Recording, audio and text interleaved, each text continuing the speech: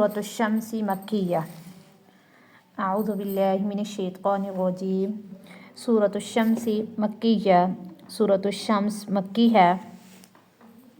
قرآن پاک میں 91 نمبر کی ہم صورت پڑھ رہے ہیں، اور آسمانی نزول کے اعتبار سے جب آسمان سے نازل ہوئی ہے تو اس کا نمبر 26 نمبر تھا، 26 نمبر پہ یہ نازل ہوئی ہے۔ آیاتها اس کی جو آیات ہیں 15 ہیں، ٹھیک ہے، 15 رکوعها اور اس کا جو رکوع ہے وہ 1 ہے۔ پچھلی صورت کے اندر اللہ تعالیٰ نے فرمایا وَهَدَيْنَاهُ النَّجْدَيْنِ کہ ہم نے انسان کو 2 راستے دکھلا دیے، اس کی فطرت کے اندر بھلائی اور اچھائی دونوں رکھ دیے ہیں۔ اب اسی صورت کے اندر اس بات کو اللہ تعالیٰ دلائل کے ساتھ بیان کر رہے ہیں، ٹھیک ہے، وضاحت کر رہے ہیں پچھلی بات کی۔ بسم اللہ الرحمن الرحیم، شروع اللہ کے نام سے جو بڑا مہربان نہایت رحم کرنے والا ہے۔ والشمس اور قسم ہے سورج کی، وضحاها اور اس کی روشنی یعنی اس کے دھوپ چڑھنے کی۔ ضحا جو چاشت کا ٹائم ہوتا ہے، جب خوب دن روشن ہو جاتا ہے، دھوپ نکل آتی ہے، وہ وقت ہوتا ہے۔ قسم ہے سورج کی اور اس کے خوب روشن ہونے کی۔ والقمر اور قسم ہے چاند کی، اذا تلاہا جب وہ سورج کے پیچھے ہے۔ تلاہا 14ویں کا جو چاند ہوتا ہے وہ مراد ہے، وہ سورج کے غروب کے ساتھ نکلتا ہے۔ والنہار اور قسم ہے دن کی، اذا جلاہا جب روشن کرے یعنی یہ دن سورج کو۔ پھر آگے اللہ تعالیٰ نے دن کی قسم کھائی ہے کہ جب وہ اس کو روشن کرے یعنی سورج کو، یعنی یہ والا دن سورج کو روشن کرے۔ واللیل اور قسم ہے رات کی، اذا یغشاہا جب وہ ڈھانپ لے کس چیز کو، سورج کو، ٹھیک ہے، جب رات آتی ہے تو سورج ختم ہو جاتا ہے، تو قسم ہے رات کی جب سورج کو ڈھانپ لے۔ والسماء اور قسم ہے آسمان کی، وما بناہا اور اس کو بنانے کی، ٹھیک ہے، آسمان اور اس کو بنانے کی قسم ہے۔ والارض اور قسم ہے زمین کی، وما طحاہا اور اس کو پھیلانے کی، قسم ہے زمین کی اور اس کو پھیلانے کی۔ ونفس اور جان کی قسم ہے، نفس کی قسم ہے۔ وما سواہا اور اس کو درست بنایا، ٹھیک بنایا، ٹھیک ہے، کہ اس کو ٹھیک بنانے کی، نفس کو ٹھیک بنانے کی قسم ہے۔ وما سواہا ٹھیک بنانا، درست بنانا۔ فَأَلْهَمَهَا پھر اس کو سجھا دی، سمجھا دی، ٹھیک ہے، اس کے اندر ڈال دی۔ فُجُورَهَا اس کی بدکاری، یعنی فَأَلْهَمَهَا الہام کر ڈالنا، دل کے اندر جو بات ہوتی ہے کہ اس کو الہام کر دی، اس کے دل میں ڈال دی۔ فُجُورَهَا اس کی برائی، اس کی بدکاری، یعنی فجور گناہ، ٹھیک ہے، اور وَتَقْوَاهَا اور اس کا تقوی بھی یعنی نیکی کی بات بھی، کہ اللہ تعالیٰ نے اس کے دل کے اندر بدکاری اور جو اچھائی ہے، تقوی والی بات ہے، نیکوکاری والی جو بات ہے وہ ڈال دی۔ اب یہاں پہ اللہ تعالیٰ نے فرمایا کہ والشمس وضحاها کہ سورج کو دیکھو جب چاشت کا وقت ہو جائے اور خوب روشن ہو جائے، اور اسی طریقے سے اس کے بالمقابل والقمر اذا تلاہا کہ چاند کو دیکھو کہ جب وہ 14ویں رات میں سورج کے غروب کے ساتھ طلوع کرے، تو دونوں مل کر شب و روز کو روشن کرتے ہیں، دن و رات کو روشن کرتے ہیں۔ پھر آگے اللہ تعالیٰ نے فرمایا والنہار اذا جلاہا کہ دن کو دیکھو جب دن میں سورج خوب روشن ہو جائے اور سارا جہاں جگمگا جائے، اور اسی کے بالمقابل آگے اللہ تعالیٰ نے قسم کہی واللیل اذا یغشاہا اس کے بالمقابل رات کو دیکھو کہ جب وہ سورج کی روشنی کو ہی ڈھانپ لے اور رات خوب اندھیرے والی ہو جائے، تاریک ہو جائے، اور ساتھ ہی اللہ تعالیٰ نے پھر دونوں کے ساتھ معاش کا، جیسے دن ہے تو اس کے ساتھ معاش کا، معیشت کا انتظام رکھا، اور جو رات ہے اس کو سونے کے ساتھ رکھا ہے، سونے کے ساتھ اس کا تعلق ہے۔ پھر آگے اللہ تعالیٰ نے تیسری چیز کا ذکر فرمایا والسماء وما بناہا کہ آسمان کو دیکھو کہ اللہ تعالیٰ نے اس کو کتنا مضبوط، کتنا چوڑا بنایا ہے، اور اس کے بالمقابل زمین کو دیکھو وما طحاہا کہ اس کو کیسے اللہ تعالیٰ نے پھیلایا ہے، کیسے بچھایا ہے، اور دونوں کے ساتھ پھر انسان کی جو معاش ہے، معیشت ہے، اس کا تعلق ہے آسمان و زمین دونوں کے ساتھ، یہ دن رات کے ساتھ۔ آگے اللہ تعالیٰ جواب قسم کھا رہے ہیں، ٹھیک ہے، وَنَفْسٍ وَمَا سَوَّاهَا فَأَلْهَمَهَا فُجُورَهَا وَتَقْوَاهَا، کہ اسی طرح نفس کو خوب ٹھیک بنایا ہے، ٹھیک ہے، یعنی اس کے اندر صلاحیتیں جمع کر دی ہیں، اور انسان کی ترقی بھی ہے ہو سکتی ہے، ٹھیک ہے، انسان کی ترقی اور اس کے متزلزل ہونے کا، اس کے تنزل کا، وہ اسی سے تعلق ہے، انسان کے نفس سے ہی تعلق ہے، ٹھیک ہے، اور اس میں سب سے پہلے اللہ تعالیٰ نے ڈالا فجورہا، اللہ تعالیٰ نے بدکاری کو، گناہ کو مقدم کیا ہے، اس لیے کہ جو گناہ ہے اس سے بچنا ضروری ہے، پھر اس کے بعد اللہ تعالیٰ نے وتقواہا، نیکی کا ذکر فرمایا۔ آگے پھر اللہ تعالیٰ فرماتے ہیں کہ قد افلح، تحقیق کامیاب ہو گیا وہ شخص، من زکاہا، جس نے اپنے آپ کو پاک کیا، اپنے آپ کو سنوارا، وقد خواب، اور تحقیق نامراد ہوا، من دساہا، جس نے اپنے آپ کو پراگندہ کیا، ملیا میٹ کیا، کہ تحقیق نامراد ہوا وہ شخص جس نے اپنے آپ کو پراگندہ کیا۔ کذبت، جھٹلایا، سمود نے بطغواہا، اپنی سرکشی سے، کہ قوم سمود نے اپنی سرکشی سے جھٹلایا، اذ انبعث، جب اٹھ کھڑا ہوا، اشقاہا، اس قوم کا بدبخت، جب اس قوم کا بدبخت اٹھ کھڑا ہوا، فقال لهم رسول اللہ، پس ان کو کہا ان کے رسول، اللہ تعالیٰ کے رسول نے، ناقۃ اللہ، یہ اللہ کی اونٹنی ہے، ٹھیک ہے، کہ اللہ کی اونٹنی کے معاملے میں بھائی تم بچنا، یہ اللہ کی اونٹنی ہے، وسقیاہا، اور اس کی پانی پینے کی باری، کہ پانی پینے کی باری، اور جو اونٹنی ہے اس کی مطلب اس کے ساتھ برا سلوک کرنے سے بچنا، ٹھیک ہے، تو ان سے اللہ تعالیٰ کے رسول نے کہا کہ بچو اللہ تعالیٰ کی اونٹنی اور اس کے پانی پینے کی باری سے۔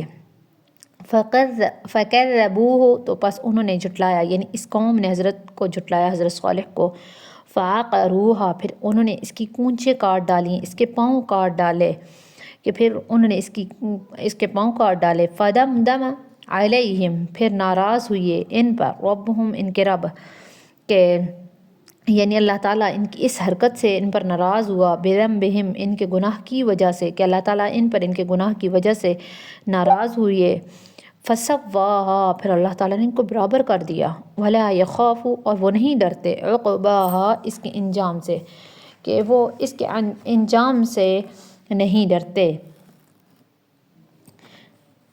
کہ وہ ان کی جگہ دوسری قوم اللہ تعالیٰ پیدا کر دیں گے۔ اب یہاں پہ وہی حضرت صالح علیہ السلام کا واقعہ، کہ قوم سمود کی طرف اللہ تعالیٰ نے حضرت صالح علیہ السلام کو کیوں مبعوث کیا، تو جب قوم سمود نافرمانیاں کرنے لگی تو اللہ تعالیٰ نے حضرت صالح علیہ السلام کو ان کی اصلاح کے لیے ان کی طرف مبعوث فرمایا، اور حضرت صالح علیہ السلام اپنی قوم کے اعتبار سے اعلیٰ نسب اور شکل کے اعتبار سے بہت خوبصورت انسان تھے۔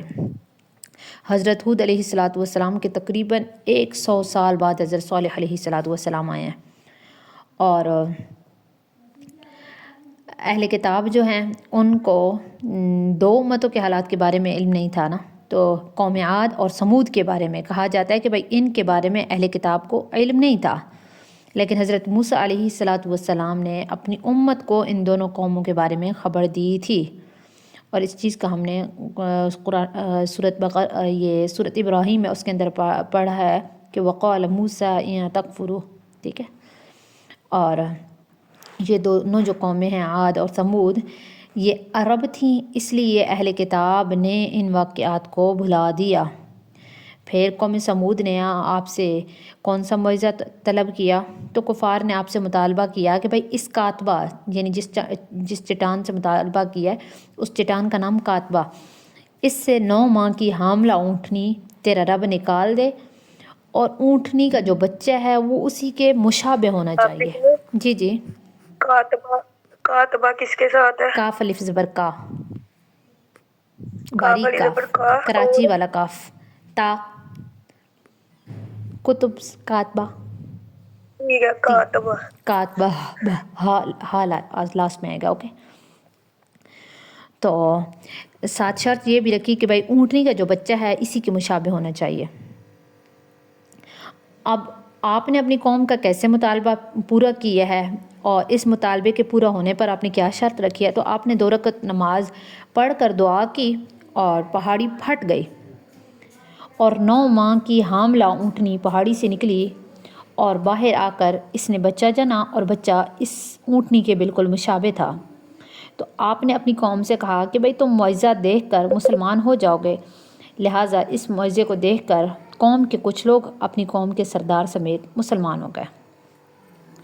اب ایمان لانے والوں میں سے ایک سردار تھا، ٹھیک ہے، یہ ہم نے پہلے سٹارٹ میں فل واقعہ پڑھ لیا ہے، ٹھیک ہے، جندع بن عمر، ٹھیک ہے، اور یہ تھا ایمان لانے والوں کا جو سردار تھا، اور یہ قوم سمود کے سرداروں میں سے بھی تھا، اور اس کے علاوہ اور بھی بڑے بڑے لوگ تھے۔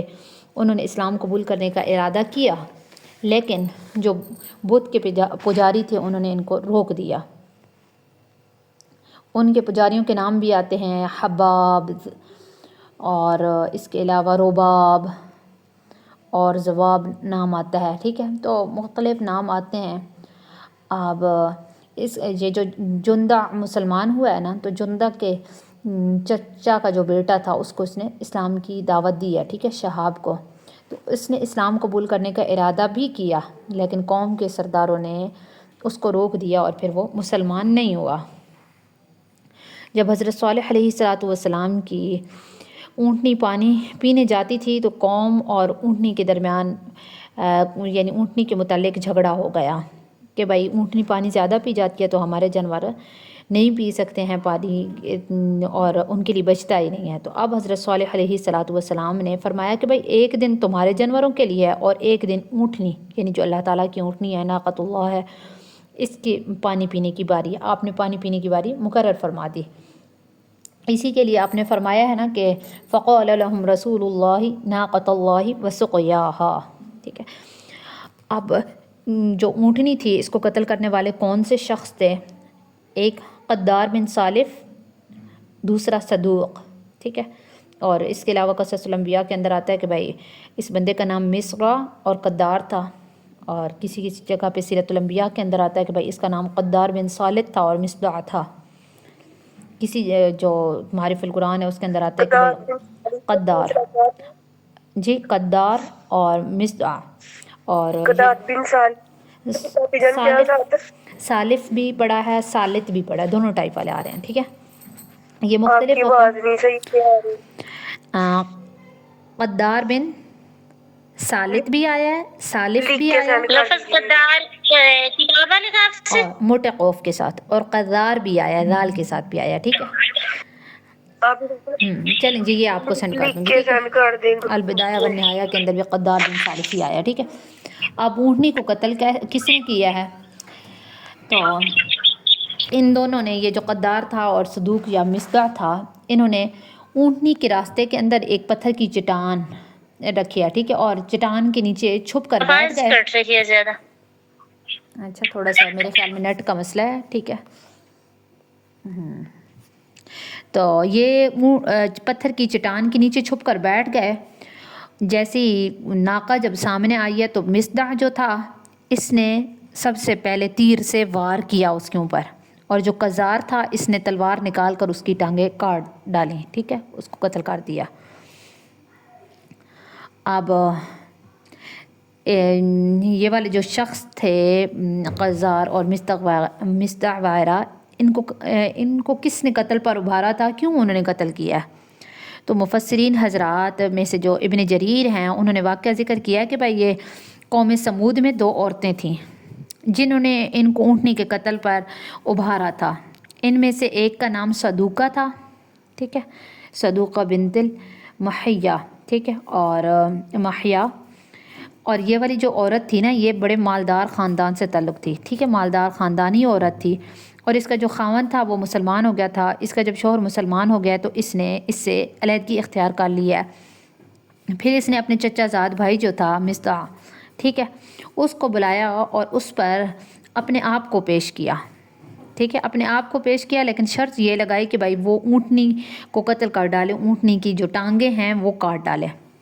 اور اسی کے ساتھ دوسری نامی ایک عورت تھی، دوسری عورت تھی، اس کا نام غنیزہ، ٹھیک ہے، اور یا غنیزہ، اس کی جو کنیت تھی غنمہ تھی، تو وہ بھی کافر تھی، وہ بوڑھی عورت تھی.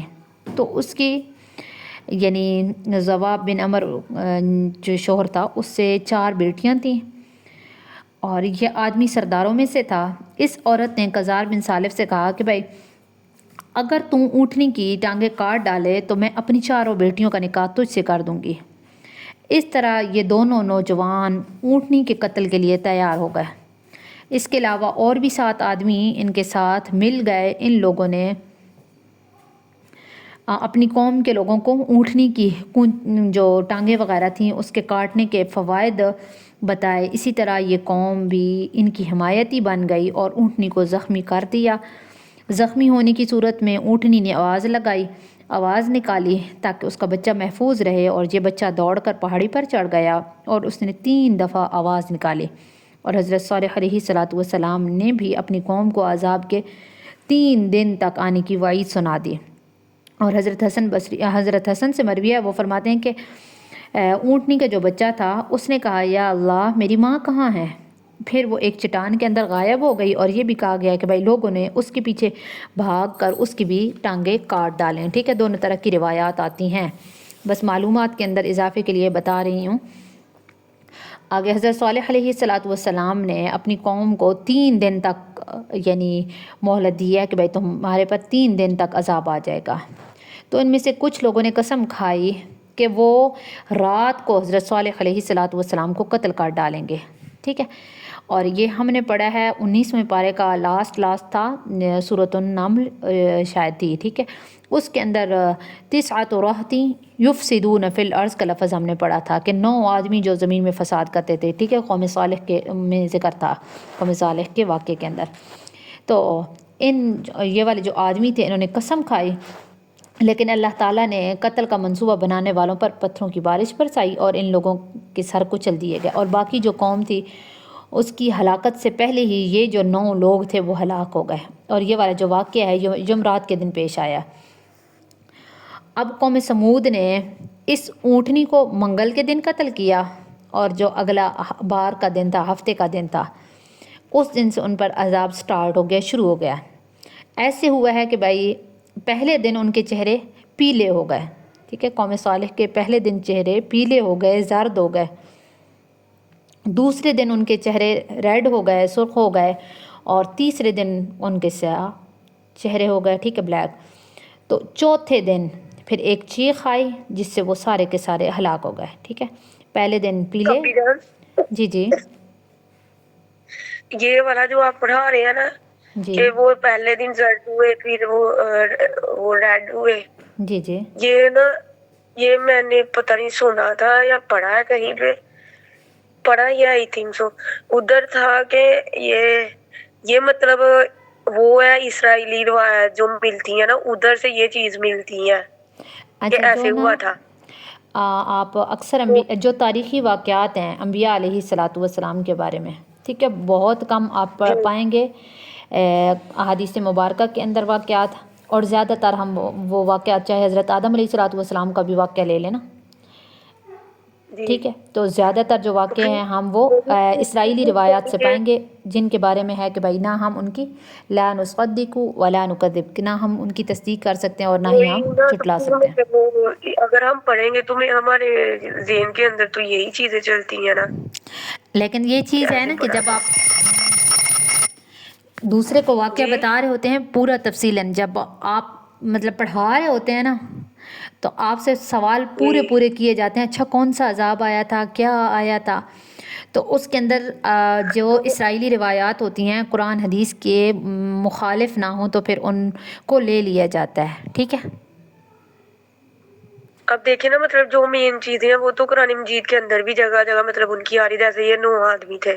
جی تو مطلب جو مین ہے وہ تو ساری چیزیں ہمیں یہ حدیث اور قرآن مجید کے اندر مل جاتی ہیں نا. لیکن تو پھر ہم اس کے اندر کیا ہوتا ہے، جب آپ اسٹوڈنٹس کو پڑھاتے ہیں یا جو بھی چیز نارملی بھی آپ دیکھ لینا کہ آپ سے کوئی سوال کرتا ہے، ٹھیک ہے، اور آپ کو سوال کا جواب نہیں آ رہا ہوتا نا، تو سب سے پہلے آپ کا امپریشن یہ پڑتا ہے کہ استاد کو تو آتا ہی کچھ نہیں ہے. ٹھیک ہے. تو کم از کم آپ کے علم کے اندر اتنا اضافہ ہونا چاہیے، اتنا آپ کا مطالعہ ہونا چاہیے، آپ کو پتہ بھی ہونا چاہیے، ساتھ آگے بتائیں بھی صحیح. یا جس چیز کے اندر تعارض نہیں ہو رہا ہے تو اس کا نام بھی بتایا کہ بھائی یہ اسرائیلی روایت ہے تو کوئی مسئلہ نہیں ہے. ٹھیک ہے. کچھ چیزیں جیسے ہم لوگوں نے پڑھی تھی نا ہاروت ماروت کے اندر، وہ تو بہت ہی غلط انداز تھا نا، تو ان کو تو ہم نے ڈائریکٹ چھوڑ دیا تھا، لیکن صرف آپ کو بتایا اس لیے تھا تاکہ آپ کے علم کے اندر نا اضافہ ہو یعنی سکے. کہ جواب تفصیلی ہونا چاہیے ہمارا جہت. آپ کو معلومات تو پوری ہونی چاہیے، اگر معلومات ہی نہیں ہوں گی تو پھر وہ آدھا ادھورا.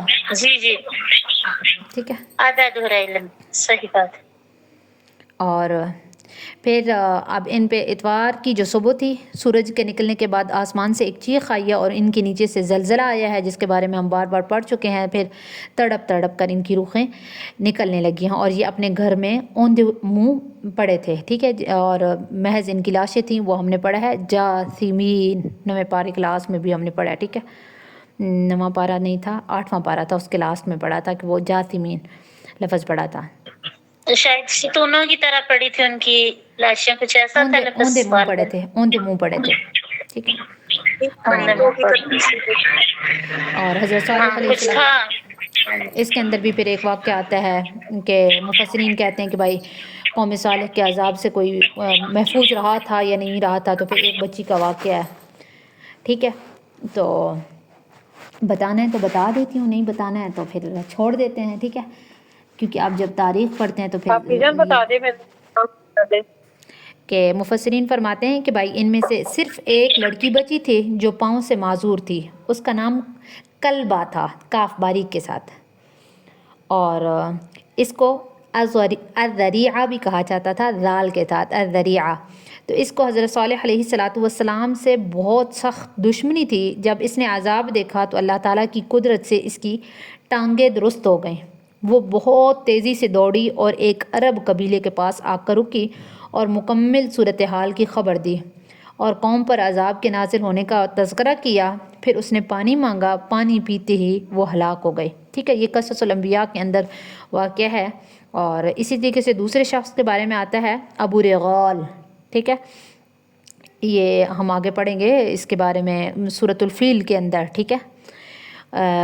یہ اسماعیل بن امیہ کی روایت ہے کہ یہ حرم مکہ کے اندر، حرم مکہ میں ہونے کی وجہ سے عذاب سے محفوظ رہا تھا، لیکن حرم مکہ سے نکلنے پر یہ بھی ہلاک ہو گیا ہے. اور آپ صلی اللہ علیہ وآلہ وسلم کی پیشن گوئی کے مطابق صحابہ اکرام رضوان اللہ علیہم اجمعین نے جب قبر کھودی تو سونے کی یہ جو ابو رغال کی قبر سے سونے کی چھڑی نکلی ہے. ٹھیک ہے. اور پہلے ہم لوگ ایک سوال پڑھا کرتے تھے کہ اس کی قبر پر پتھر پھینکے جاتے ہیں. ٹھیک ہے. اور آواز یہ جو بالکل بھی سند نہیں ہے، آ رہی، کٹ کٹ کے. آپ جانا، آپ کی آواز کٹ جاتی ہے، بیچ میں سے آنی شروع ہو جاتی ہے. پھر وہ لڑکی کا بس وہ سمجھ آئی ہے. اور دوسرا ہے باقی ابو آپ کی آواز نہیں رغال آ کے رہی. بارے میں، رغال کے بارے میں. ٹھیک ہے. دوسری روایت ابو رغال کے بارے میں ہے. ٹھیک ہے. سند مرسل ہے. لڑکی کے بعد بالکل بھی نہیں آواز آ رہی. اچھا. دوسرا واقعہ ابو رغال کا نہیں آ رہی آواز. آپ ریکارڈنگ کریں گی نا، وہ بھیج دیجیے گا، چلیں جی ٹھیک پتہ ہے، وہ چل جائے سینڈ گا. کر میرا دیں خیال گے. نیٹ ٹھیک ہے. زیادہ ہے. چلیں ٹھیک ہے، وہ سینڈ کر دیتی ہوں. اور اب حضرت صالح علیہ السلام کا ذکر قرآن پاک کے اندر کتنی جگہ پہ؟ سورۃ اعراف کے اندر 3 جگہ پہ آیا ہے. ٹھیک ہے. پھر سورۃ النمل میں 1 جگہ پہ آیا ہے، آیت نمبر 45 میں. پھر سورۃ ہود کے اندر 4 دفعہ آ گیا ہے حضرت کا ذکر. ٹھیک ہے. اور سورۃ الشعراء کے اندر بھی 1 دفعہ آیا ہے ذکر. اور قوم سمود کا جو ذکر ہے نا وہ 10 جگہ پہ آیا ہے. ٹھیک ہے. جیسے سورۃ اعراف، سورۃ ہود، سورۃ الحجر ہو گئی، سورۃ النمل ہو گئی، سورۃ النمل اور سورۃ فصلت. ٹھیک ہے. اس کے علاوہ سورۃ النجم ہے، قمر ہے. سورۃ القمر کے اندر بھی ہم نے یہی واقعات پڑھے ہیں. اور سورۃ الحاقہ، اب پیچھے والا دن تھا، ہم نے سورۃ الفجر کے اندر قوم سمود کا ذکر پڑھا ہے. آج پھر ہم پڑھ رہے ہیں سورۃ الشمس کے اندر، اور یہ لاسٹ ٹائم ہے ہم ان کا واقعہ پڑھ رہے ہیں. ٹھیک ہے. اس کے بعد ہم لوگوں نے واقعہ اس کے بعد والی صورتوں کے اندر نہیں آئے گا. ٹھیک ہے. اور جو حضرت صالح تھے نا وہ کہاں کے رہنے والے تھے؟ آپ فلسطین کے اندر جب عذاب آیا ہے تو اس وقت آپ فلسطین کی طرف شفٹ ہو گئے ہیں. ٹھیک ہے. اور قرآن مجید کے اندر کہا گیا کہ اصحاب الحجر اور جو حجر والا مقام ہے یہ فلسطین سے قریب قریب تھا، اور جو فلسطین تھا اس وقت خوبصورت سرسبز و شاداب علاقہ تھا، اور آپ کی جو اپنی قوم تھی وہ بھی یہاں پر مقیم ہو گئی ہے۔ اور اس کے علاوہ حضرت صالح علیہ السلام نے اپنی قوم کے اندر کتنے عرصہ تبلیغ کی ہے، کل عمر کتنی آپ نے پائی ہے، وفات کہاں ہوئی ہے؟ تو یہ حضرت وہاب فرماتے ہیں کہ بھائی حضرت صالح اپنی قوم کے اندر 40 سال رہے ہیں، اور دوسرا قول یہ ہے کہ بھائی آپ اپنی قوم میں 20 سال تک مقیم رہ کر 58 سال کی عمر کے اندر وفات پا گئے، 58 اور تیسرا قول کہ بھائی 280 سال زندہ آپ رہے ہیں، ٹھیک ہے۔ تو ذخیرہ معلومات یا سیرت الانبیاء کی روایت ہے، اس کے اندر آپ کی عمر یہی 85 یا 280، ٹھیک ہے، 85 یا 280 ایج بتائی گئی ہے کہ آپ نے اتنی عمر پائی ہے۔ اور آپ کی جو قوم تھی اس کے ٹوٹل لوگ جو مسلمان ہوئے تھے وہ 120 تھے، جیسے حضرت نوح علیہ السلام کے تھوڑی جا پڑھا گئی نہیں 80 لوگ مسلمان ہوئے تھے، اور اس قوم کے 120 لوگ مسلمان ہوئے ہیں، اور جو آپ کی قوم کے گھرانے تھے وہ تقریباً 1500 تھے، وہ ہلاک ہوئی ہیں۔ اور حضرت صالح علیہ السلام کی جو قوم تھی وہ اونٹنی سے تقریباً 400 سال کے بارے میں تک آتا ہے کہ بھائی، لیکن یہ روایات وہی بات ہے، اسرائیلی روایت ہے کہ بھائی 400 سال تک انہوں نے فائدہ اٹھایا ہے۔ پھر اس کے اندر ایک اعتراض بھی ہو سکتا ہے، لیکن روایات آپ لوگوں کے ذہن کے اندر خود بھی آ گیا ہوگا کہ بھائی حضرت صالح کی ایج اتنی تو پھر کیسے ہو گیا؟ تو یہ روایت جو اس کو کہتے ہوتے ہیں اسرائیلی روایت ہے، ٹھیک ہے۔ اور اس کے علاوہ حضرت صالح علیہ السلام حجر موت کے اندر دفن ہوئی ہیں، اور